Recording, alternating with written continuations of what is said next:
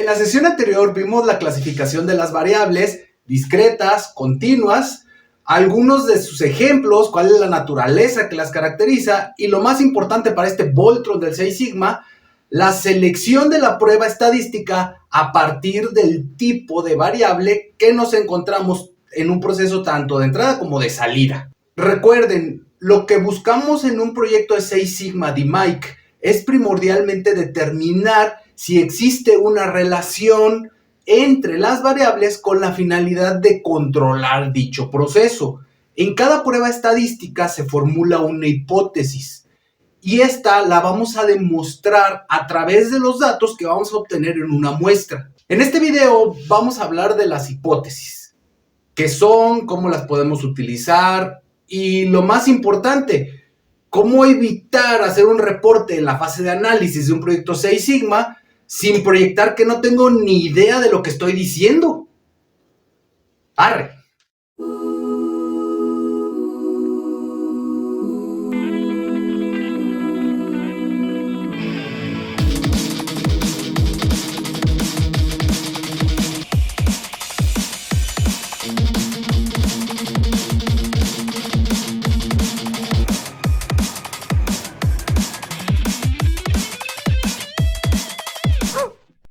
El control de proceso inicia con la manipulación de las variables de entrada. Es como cuando andamos en caballo, si le jalo, camina, si le hago se detiene, si le pico las costillas, va a empezar a correr, y si le doy con el fuete, ¡shupa! La neta no sé nada de caballos, pero no está chido pegarles. La definición de la hipótesis es un enunciado no verificado que se intenta confirmar o refutar. Como las fake news, solo que nadie se toma el tiempo realmente para confirmar y refutarlo. Y en tiempos de que la inteligencia artificial de Skynet comienza a realizar ya sus marihuanadas, pues el método científico para comprobar algo es más apreciado que nunca. Dicho de otra forma, una hipótesis es un planteamiento que buscamos demostrar a través de evidencia y vamos a utilizar una muestra de los hechos, que puede ser una muestra puntual o puede ser una muestra estadística. Y a partir de la prueba que vamos a seleccionar, vamos a aceptar o a rechazar la hipótesis que planteamos. En el caso de un proyecto de 6 Sigma DMAIC, utilizamos una hipótesis para establecer si existe una relación entre dos o más variables, generalmente de entrada y de salida en un proceso. Cuando planteamos una hipótesis, podríamos tener un sesgo que podría nublar mi perspectiva de la investigación. Por ejemplo, si tuvieras la hipótesis de que tu marido te engaña, pues cualquier mensaje que le llegue a su teléfono seguramente será de esa lagartona y resbalosa. Entonces, para mantener una postura objetiva, lo vamos a hacer desde una perspectiva opuesta a lo que buscamos. Esto nos permite poder enfocarnos en toda la evidencia y no únicamente en aquella evidencia que se trate de buscar lo que queremos demostrar. Por ejemplo, imaginemos que en Estados Unidos agarran a un exfuncionario corrupto acusado de estar coludido con el crimen. Tenemos a un fiscal. El otro. Que necesita aportar evidencia para demostrar su culpabilidad, mientras que el abogado defensor necesita aportar evidencia para demostrar que no es culpable. ¿Y el jurado? Bueno, pues debe decidir con base en la evidencia para tener un juicio que esté libre de sesgos. Porque es muy fácil pensar para los gringos que todos los funcionarios mexicanos son corruptos. Muchas gracias películas de los 80s y Breaking Bad. Bueno, también hay que ver la cara de malandro, ¿no? ¿Cómo podría analizar la evidencia sin que mi prejuicio nuble mi evaluación?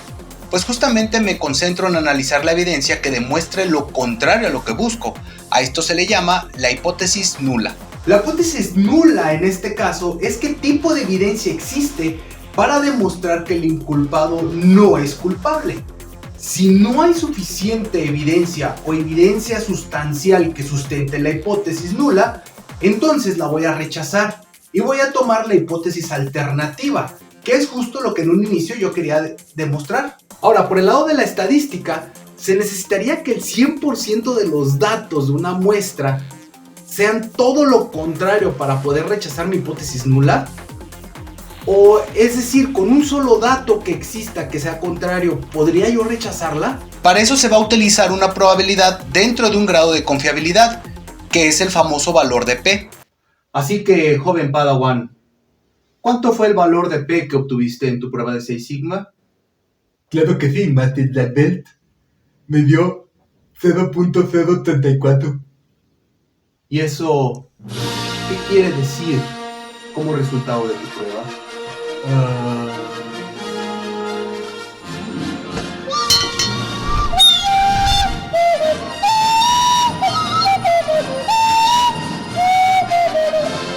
¿Qué galaxia significa este valor de P?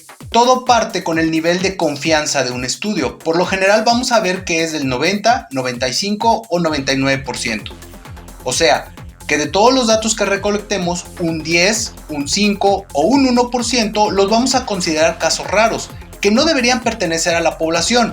Son poco probables, pero existen. Como esta manzana. Que te salga una así, pues es muy raro. Pero a pesar de eso, forma parte de la población de todas las manzanas. Por lo general en los estudios vamos a utilizar un grado de confiabilidad del 95%. Es decir, un 5% van a ser casos extraños. En una distribución normal, podemos ver que esos casos están hacia las orillas de la distribución. Puede ser en ambos lados o en uno de los lados. Dependerá de la naturaleza de las variables. Podrás notar que la frecuencia es la más baja de toda la distribución. Si hablamos de una variable como la estatura, la misma variable de siempre. No se sabrá otra. Sí, bueno, pues es la que le ha servido mejor al profesor. En una distribución de la estatura podríamos observar que hay personas que tienen una estatura que podríamos llamar excepcional. Es decir, que se da en menos del 5% de la población. Y de hecho podemos notar que tienen dificultades en su día a día porque la infraestructura desarrollada para el grueso de la población pues no está diseñada para sus características físicas. En términos estadísticos, se consideran casos especiales que ocurren con una muy baja frecuencia y por lo tanto no conforman las principales características de una muestra. Eso no quiere decir que no se deban tomar en cuenta para cuestiones de ergonomía o de inclusión. ¿Qué pasa en el caso de las personas que son mayores a 1,80 metros? La cantidad de personas en el mundo que están arriba del 1,80 son un 20% de la población, es decir, están dentro del nivel de confiabilidad, por lo que seguramente los diseños y facilidades les puedan servir, aunque tengan algunas ligeras inconveniencias. En resumen, a partir del nivel de confiabilidad vamos a considerar el porcentaje mínimo que corresponde a la población y no son casos excepcionales. Si el nivel de confianza es del 95%, entonces los casos excepcionales serían del 5%. A este factor también se le conoce como el alfa. Cuando planteamos una hipótesis nula, recuerden que es un planteamiento que yo quiero refutar. Estamos buscando que la muestra corresponda al menos a la sección de los casos que son excepcionales o que son raros. Es decir, como un máximo, el nivel alfa sería del 5% si nuestro nivel de confianza es del 95%. Entonces vamos a buscar que el valor de esta probabilidad para el planteamiento de la hipótesis sea o del 5 o menor. En el mejor de los casos debería ser un 0%, es decir, no hay ninguna evidencia que pueda sustentar la hipótesis que yo quiero que sea nula. Vamos a hacer un ejemplo de esto y vamos a utilizar como instrumento de prueba la bola 8 mágica de Milhouse. La cita te dice tu futuro, ¿en verdad? Ajá. Oye, voy a pasar el examen. No muy buenas perspectivas. ¡Ay, sí funciona! Formulemos 3 hipótesis a partir de 3 situaciones que yo quisiera demostrar. 1. Supergirl podría enamorarse de mí. 2. México se puede posicionar como una de las top 10 economías del mundo. 3. La selección mexicana de fútbol podría ser campeón en el mundial. Lo que me interesa es poder demostrarlo sin que exista un sesgo por lo que quisiera que realmente sucediera. Híjole, por más que quisiera que se enamore de mí, primero está la objetividad científica. Por eso utilizo la hipótesis nula. Busco evidencia estadística que demuestre lo contrario a lo que yo estoy postulando. Entonces, las hipótesis... ¿Cuál es el plural de hipótesis? ¿Hipótesis? Las hipótesis nulas serían: 1. Supergirl no podría enamorarse de mí. 2. México no podría posicionarse como una economía top 10 del mundo. 3. La selección mexicana de fútbol jamás podría ser campeona del mundo. Si no encuentro suficiente evidencia estadística que lo pueda sustentar, pues entonces la podría rechazar. Ahora los parámetros.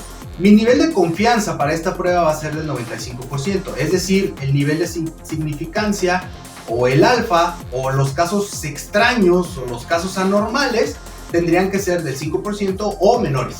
Por lo tanto, el valor de la probabilidad, el valor de P o el p-value que estoy buscando debería ser por debajo del 0.005. Un caso muy extraño o de plano que tenga una probabilidad del 0% para poder rechazar esta hipótesis nula. Para obtener este dato necesito utilizar una prueba estadística. En futuros videos veremos el detalle de cada una de las pruebas. Mientras tanto, pues vamos a utilizar la bola 8 mágica de Milhouse como herramienta para obtener un valor de probabilidad que nos permita poder aceptar o rechazar la hipótesis nula. Primera hipótesis. Supergirl nunca se podría enamorar de mí. El valor de la probabilidad es del 7%. ¿Qué quiere decir? Que sería algo completamente normal que Supergirl nunca se pudiera enamorar de mí porque está dentro de la zona de la confiabilidad. Es decir, no podría rechazar la hipótesis nula. Lo bueno que DC siempre anda reiniciando universos, así que todavía tengo chance.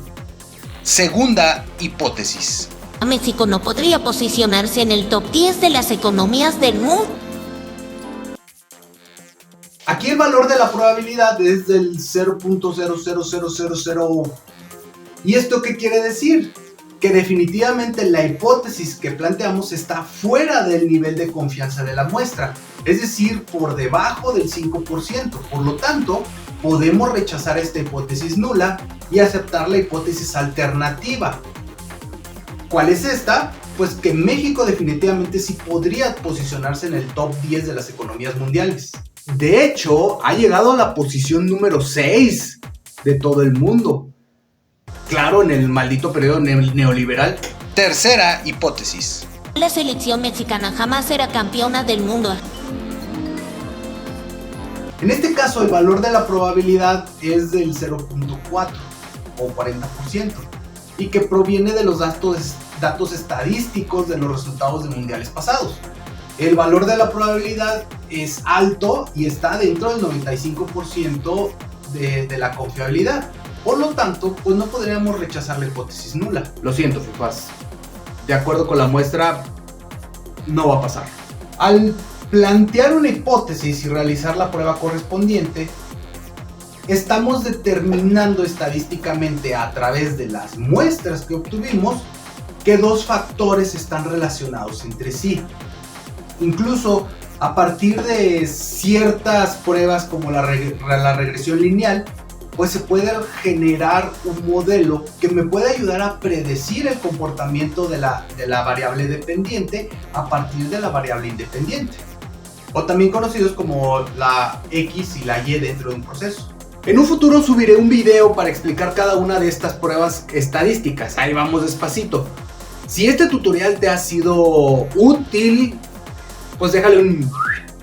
y recomiéndaselo a alguien que ande atoradillo o anda atoradilla en este show de la estadística. Muchas gracias, nos vemos para la próxima.